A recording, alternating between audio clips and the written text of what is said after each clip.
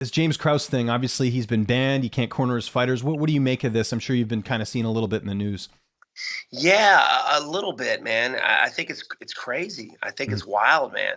mm. I've never been a betting man myself, but um, I think with the whole situation, the way the UFC is, I think if you even train out of the gym, like You you can't, yeah. won't be able to So fight. basically, UFC fighters cannot train with Krause because they will not be allowed to compete. So they've had to now, like we're talking Brandon Moreno, so many other fighters, they're now having to switch gyms, which is crazy.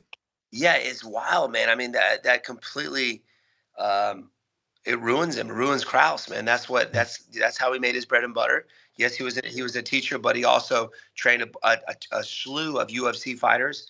Mhm. So, man, I just hope everything turns out okay and um, for him and his gym. But man, that's one of the reasons I don't bet, man. That's why I Yeah. don't do it. Well, just one more thing on that. Like they also implemented a new policy where fighters cannot bet on themselves. Do you think that's a good policy? Because we had a fighter actually. No one, I think people forget about this. Justin James, who's a UFC lightweight fighter, bet his entire first purse on his fight. He lost a split decision, so he didn't get any money for that fight. So there's kind of the danger in that. But what do you think about the idea of fighters not being allowed to bet on themselves?